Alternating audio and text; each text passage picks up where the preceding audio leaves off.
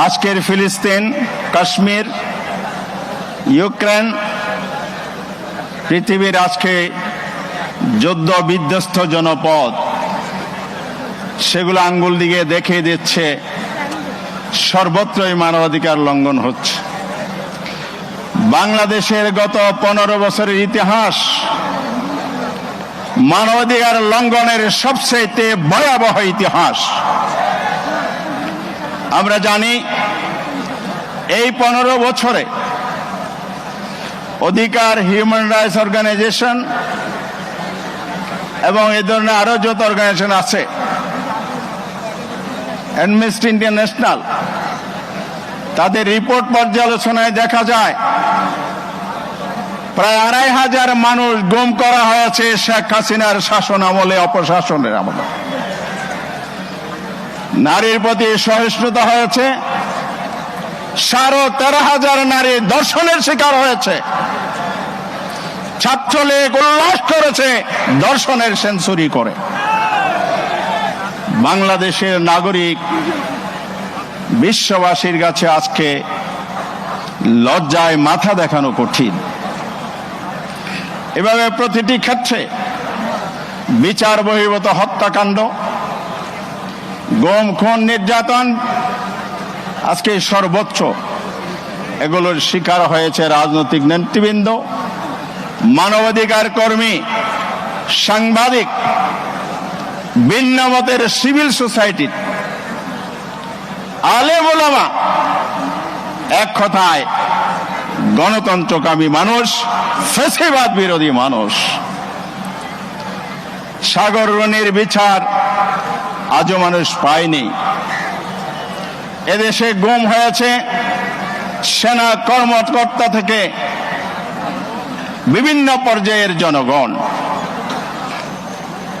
এখানে 9 সালের বিডিআর হত্যাকার বিদ্রোহের নামে সেখানে যে সেনা হত্যা হয়েছে,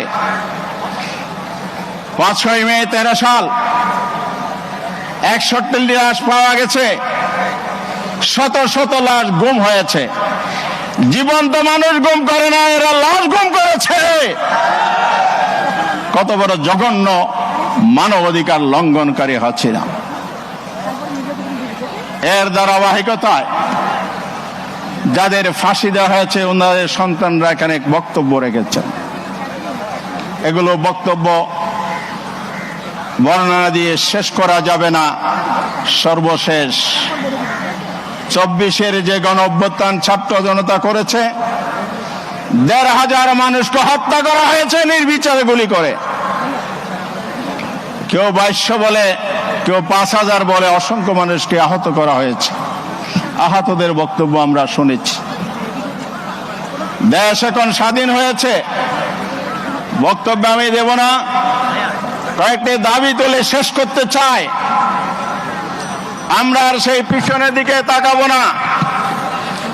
তরুণ প্রজন্ম, বাংলাদেশের সর্বস্তরের মানুষ সামনের দিকে এগিয়ে যাবে। বর্তমান সরকারকে আমরা বলবো, সরকারের প্রতিনিধি এখানে উপস্থিত আছে, হাসিনার বিচার বাংলার মাটিতে হতে হবে। খুনের বিচার না হওয়া পর্যন্ত বাংলার ছাত্র জনতা, তরুণ রাজপথ ছাড়বে না। আজকের এই সমাবেশের স্লোগান শুনেছি, আবু সাইদ মুগ্ধ, শেষ হয়নি যুদ্ধ। একটি যুদ্ধ হয়েছে, সেখানে হাসিনার ফ্যাসিবাদের বিরুদ্ধে বাংলাদেশের জনগণ প্রস্তুত হচ্ছে। হাসিনার আধিপত্যবাদী যারা হাসিনাকে প্রশ্রয় আশ্রয় দিচ্ছে, আবার ফ্যাসিবাদকে ফিরে আনার জন্য অপচেষ্টা চালাচ্ছে, সে আধিপত্যবাদের বিরুদ্ধে যুদ্ধ হবে। দেশে তরুণদেরকে প্রস্তুত হতে হবে, সংগ্রামী জনতাকে প্রস্তুত হতে হবে। সেই যুদ্ধ, ফ্যাসিবাদের চির কবর যদি 24-এর চেতনাকে ভোলা যাবে না। ইতিহাস যদি ভুলে যান, পৃথিবীর ইতিহাস বলে সেখানে ফ্যাসিবাদ আবার ফিরে আসে। এই জন্য তৃতীয় যে প্রয়োজন সেটা হলো জাতীয় ঐক্য।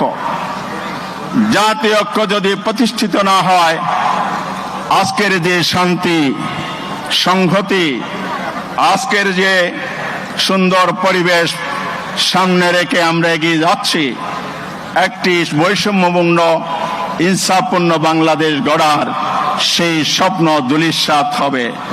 তাই আসুন, হাসিনার বিচার করুন, আহতদের চিকিৎসা করুন, শহীদ পরিবারে পুনর্বাসন করুন, গুম হওয়া মানুষগুলোর সন্ধান দেন, তাদের পরিবারের কাছে ফিরিয়ে দেন।